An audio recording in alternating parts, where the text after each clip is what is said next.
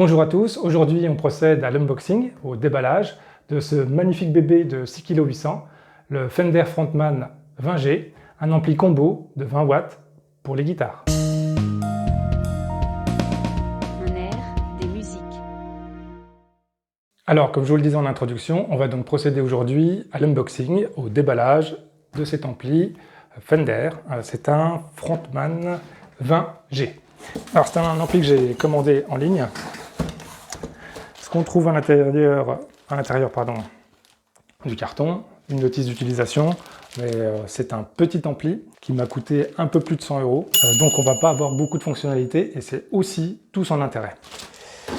Alors on trouve également évidemment un cordon d'alimentation extrêmement classique et puis à l'intérieur donc confortablement emballé et sous plastique notre ampli Fender Frontman 20G. Donc 20 c'est pour 20 watts, c'est sa puissance. Alors c'est pas le plus petit de cette gamme Frontman, sachant que chez Fender il y a d'autres gammes que Frontman.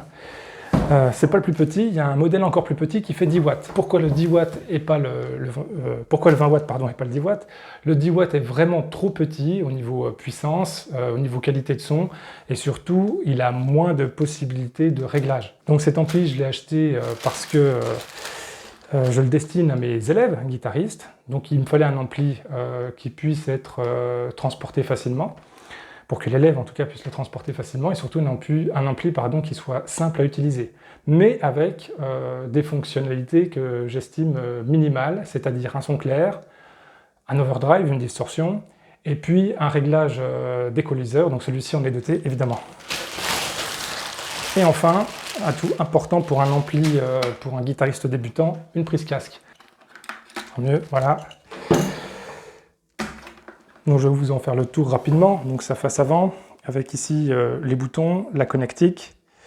Sur les côtés, rien de spécial. On a une poignée de transport. Il n'est pas très lourd, hein, franchement, vous voyez, d'un seul bras, qui n'est pas extrêmement fort.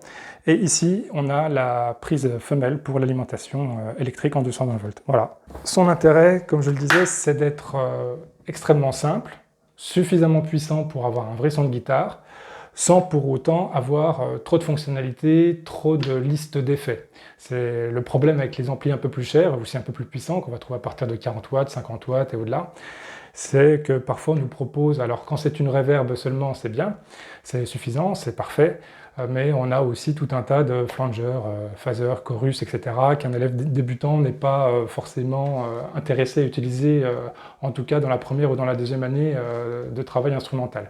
On va passer beaucoup de temps à essayer de comprendre comment tout cela fonctionne, passer de temps sur le travail du manche, et c'est pourtant l'inverse qu'il faudrait faire quand on débute l'instrument. Donc petit ampli, tout simple, donc une seule prise jack, une seule prise d'entrée donc pour l'instrument. On a ici donc le volume, avec des boutons qui tout de suite au toucher semblent de bonne qualité, hein, c'est solide, ça tourne lentement, c'est précis. Donc un bouton volume, le master. On a ici, un peu plus loin, le gain, juste à côté. Plus loin, on a l'équaliseur en 3 bandes, donc pour régler les aigus, les médiums et les graves. Et puis bien sûr, avec un bouton poussoir, on peut passer du son clair au son distorsion, à l'overdrive. Un simple clic, et on a ici le réglage du volume de l'overdrive. Voilà, tout simple. Enfin, un peu plus loin, on a une prise jack en 3,5 pour l'auxiliaire. Et on a surtout le plus important, enfin en tout cas pour l'usage vers lequel je destine, une prise casque pour l'élève, pour que l'élève, quand il est à son domicile, puisse jouer dans sa chambre, ou dans son salon, ça peut être un adulte aussi, sans forcément réveiller les voisins. Ça c'est indispensable. Et enfin, un bouton marche-arrêt avec un voyant, ça pareil. Ça paraît évident, mais c'est quand même extrêmement pratique. On va tout de suite le brancher, donc il est, comme vous l'avez vu, hein, il est renforcé au coin, la fabrication semble vraiment de qualité, hein, c'est Fender, on ne se trompe pas. Donc on n'achète pas un ampli de cette taille-là pour la qualité du son, c'est pas ça qu'on cherche. Pour la qualité du son, on ira voir ailleurs, plus cher, plus complet. On achète ce genre d'ampli pour pouvoir bosser son instrument, jouer sur des morceaux en branchant son téléphone ici via une prise jack. Voilà, pour travailler, pour s'exercer, pour s'amuser.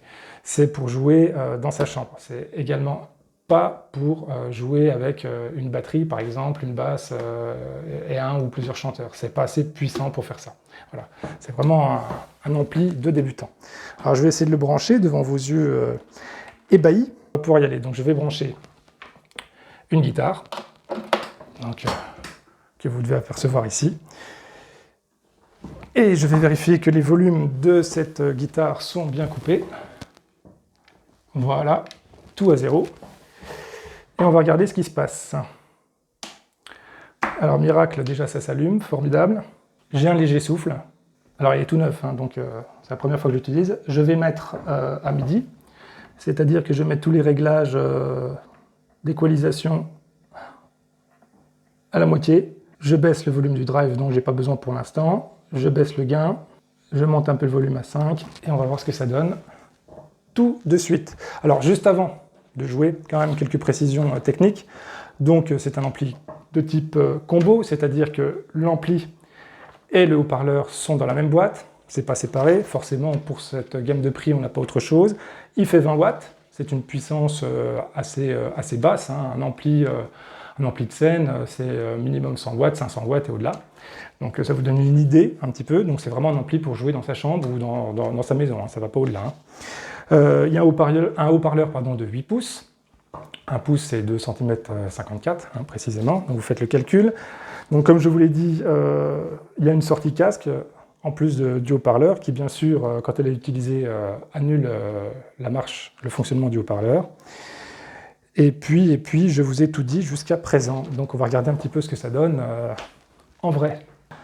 Alors, j'espère que la qualité du son, hein, qui va passer nécessairement par le micro cravate que j'ai ici, sera correcte. Je vais pour cela pas jouer trop fort.